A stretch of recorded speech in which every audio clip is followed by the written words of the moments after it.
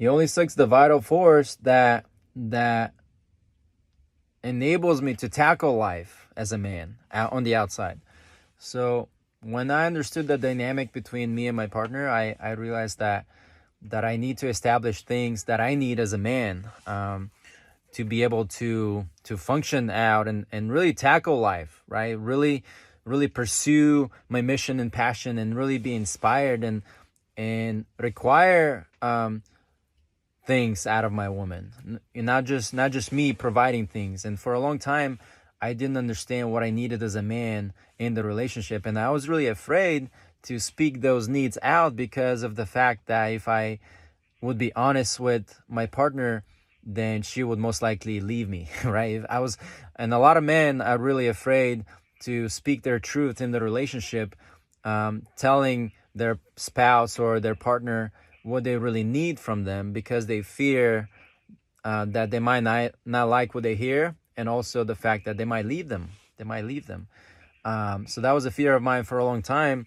But understanding that that is really the best scenario for the growth of both of us, is me being truthful and honest, and really thinking about what I need as a man to be the best version of myself. That is really what allowed me to really grow in the relationship, not fearing when my partner left. And when they did, let's say they didn't like whatever I told them, that if they don't like it, they most likely will leave. And I allow for that to happen, because sometimes space is necessary for them to integrate those needs. And if they value what I said, then they're actually going to be thinking about what I said. And I just allow that distance to happen, that space, not worrying about, are they going to be honest, and are they going to cheat on me? Are they going to be faithful? That type of thing. I don't have to worry about that. I focus on what I need to improve on myself, not engage with thinking about what they're doing. That allowed me to focus on myself. Maybe that actually gave me time and space to work on myself, be in my own energy and develop myself. And that also gave them the time to think about what I was asking of them. And two options, right? They either leave and never come back, or they leave. I allow for the space. I work for myself. I don't go out and start dating someone or start seeking sex or just distract myself. No, I spend the time kind of developing and working on myself, being in my solitude and being okay with that. And I also allow my partner to grow from the caterpillar into a butterfly. And if that butterfly wants to come back again, that's going to be beautiful, right? It's only going to be the cherry on top. But if that butterfly is happier being away from me, then that's okay too. I would want for my partner to be happy and stoked on life and be fully alive and vibrant, even if they're away from me. That is really a lot of people like to have company for their own misery, instead of thinking like, well, do I really want the best for my partner? Do I really want the best for my person? What if the best for them is them being away from me, right? What if they feel happier when they're away from me? And that's really what's scary for people. So when I understood that space is actually needed between, especially in a relationship, when I as a man express my needs, and I really sat down and thought about what my needs are, I also opened up to the fact that they might not like what they hear, and they also might be challenged. They also might feel triggered in a way, and that may potentially be a reason for them to leave, or maybe take time apart, or maybe even a breakup, right? They might even tell you, oh, well, this relationship's not going to work, we should end things. And a breakup isn't really I don't see it as a breakup. It's more like we need time apart. We need time apart to where we can both allow each other to sit in that feeling of, oh, I didn't like that, I was triggered by that, why was I triggered by that, all this stuff. And two things could happen, right? They could either distract themselves and find somebody else and cheat on you. And guess what? If they cheat on you, um, they're most likely suffering because they did that. So I even if I tell my needs to my partner and then they cheat on me, I also see that as they're only cheating on themselves. They're not really. I don't feel any different, right? The thing is, I'll feel the energy of shame if they decide to come back in that relationship, right? If they were cheating on me, it's very easy when I'm fully in my power to feel the energy of shame, and when I feel that, it's like I most likely will not get back with them, right? It's more like they're gonna be suffering with their choices, right? Karma is a law where if I haven't done anything myself, as long as I'm doing my part of the deal and I'm really working on myself, I'm developing myself, I'm not seeking immediate pleasures by quick sex or one night stands and stuff like that, I am really doing my part of the contract, right? So obviously we have a discussion, I present my needs, and as long as I do my part of okay, was I really honest with my needs? Was I really genuine, right? Did I say that to make them feel hurt or something, right? So I question that and kind of develop myself in that way, seeking solitude. Maybe I tackle a challenge that I'm working with. Maybe I do my work, focus on whatever makes me happy, right? That's what I do when I'm alone by myself, focus on the things that make me happy and fulfill me. And if they're deciding to be unfaithful or whatever, they could do that. If they're really shady, right, they'll feel bad about themselves for doing that. Maybe they'll realize that the other partner didn't really give them what they want, and then they'll come back and reach out to you again, be like, hey, they'll try to come back in your life and all this stuff, and maybe even get back together with you. And a lot of people, when they're me as a man, if I'm being desperate to kind of get back with them, I would succumb and I would dumb myself down to their level again, because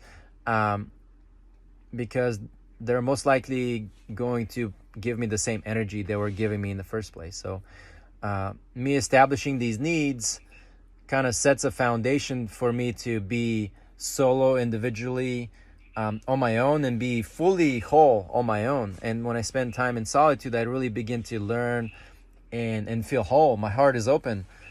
So when they come back with the same approach and do the things that they were doing before, obviously I'm not going to like that and be like, well, I told you what my needs are and you can't fulfill them, so I guess things are not going to work out. And I could have the courage to end the relationship. But I have to give them chance, right? I have to give them chance to think, work on themselves, or maybe whatever they have to do to see if they can accommodate my needs. And they could come back with a plan to present how they would accommodate, or maybe we come to a medium resolution somewhere where we both agree on what the accommodation would be. Or they'll cheat on me and they'll never call me again, or maybe they'll cheat and then they'll call me and they try to come back because they realize that I'm the better option, or whatever the reason might be. The fact that me setting the boundary with them, and also the fact that if I don't receive like that which I ask for, I'm not gonna like it. And if I don't like it, it's better for me and them to be separate. So it's I've talked to a lot of men, and I even at back a lot of the older generation, like my dad and his friends. I've talked to them about their encounters with women, and most of them told me that they were always trying to fulfill the woman's needs, and they never really knew what they wanted as a man, and they were also afraid to end the relationship. So most likely the woman would be the one that goes away and ends the connection. It wasn't really the man ending the relationship. And that made me question why aren't men allowed to break up with a woman? And that was because they don't really, first, they don't really know what they want. And second is they're really afraid that if they express their needs, their partner might leave them. And that's, a lot of times that's terrifying. But to go back to inner work, once I understood what inner work was actually providing my life and giving me and freeing me from all these chains, that all these burdens and all these heavy weights that I was carrying throughout my life, pretty much sucking away my energy. Once I was really clear and I had really clear vision, once I overcome most of my fears or all of my fears, I began to think clearly. I began to have a clear vision.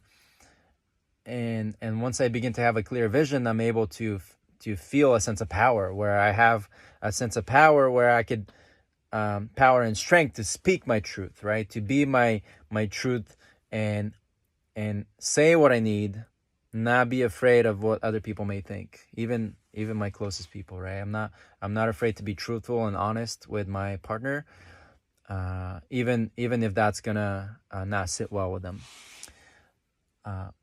And yeah, the things that I've learned from doing inner work are really priceless. I really cannot put a price on. Can I put price on feeling free, right? Can I put price on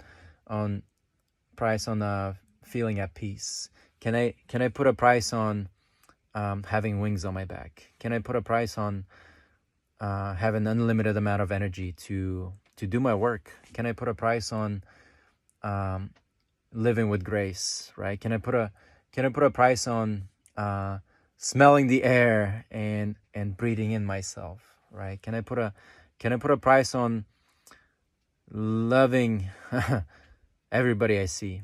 Can I put a price on having interactions just for the sake of having interactions? Can I put a price on liberty, right? Can I put a price on courage, having unlimited amount of courage? Can I put a price on strength, having a infinite amount of strength? Can I put a price on genuine expression? Can I put a price on curiosity, being infinitely curious about things? That is what inner work has really presented me in my life. And it's really difficult. And a lot of people would run away because they don't understand. They don't understand what lies on the other side of facing challenges and overcoming fears and standing up to what you believe in. Can you put a price on standing up for what you believe in? I really cannot. And